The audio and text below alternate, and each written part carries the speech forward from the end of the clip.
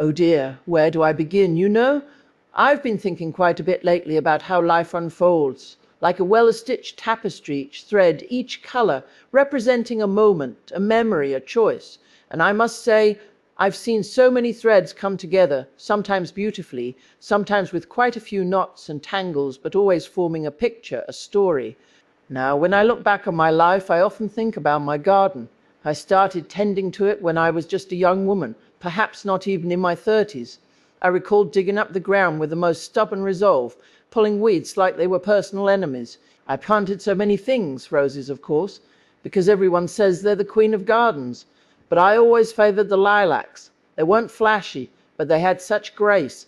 They bloomed quietly, gently, filling the air with a scent like nostalgia and warmth.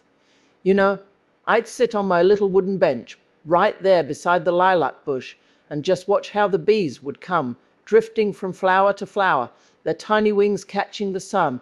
I used to think they were little messengers carrying joy from one bloom to another.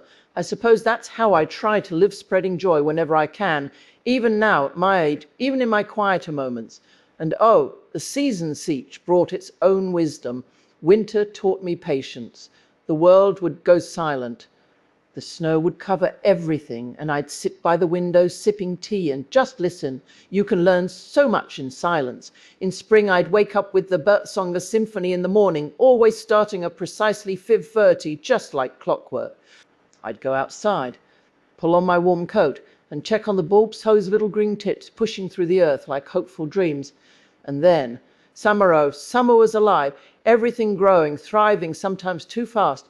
I remember one year the tomatoes grew so wild, they crawled up the fence, tangled with the morning glories, and I was left with a jungle in one corner.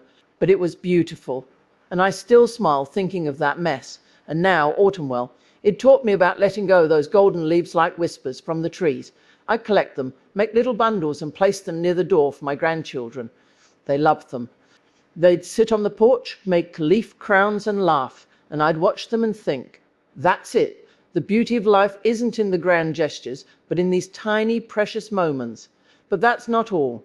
Life has taught me lessons beyond the garden. I've lived through wars, That's not something I like to talk about much. But sometimes it spills out, like an old song that won't stop playing in your head. There was a time, maybe I was 60, when I had to leave my home for a while. It wasn't a long time, but it was long enough. And I learned that even when you lose everything, you carry yourself within you. You carry your memories, your love, your values. And that is what truly matters. I met a kind man during that time. Just a neighbor, really. But he'd bring me a cup of tea sometimes, just sit with me, not saying much, but his presence was like a warm blanket. We never became anything more, but I'll never forget his eyes. They were so kind. And I believe in kindness. I believe it matters more than power, more than wealth, more than status. When people ask me what's the secret to a good life, I always say, be kind, be patient, listen, really listen.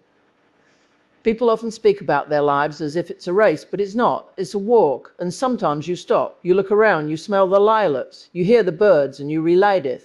Is enough. This is enough. And I've raised children, of course, here's 4 of them. Oh, my dear, it wasn't always easy. But they were my greatest adventure, and now I have grandchildren and great-grandchildren. I love them all, everyone. I tell them stories about the old days, my garden, my mother, the war, my first love, the things that shaped me I don't want them to forget. Not the hard times, not the joy. I want them to know that life is complex, fragile, and glorious. And I also tell them about books. I read so many how I'd sit with a good book on summer evenings, the breeze moving the pages, and I'd forget the world. The classics, yes, but also those little romance novels, so I'm not ashamed to say I love them.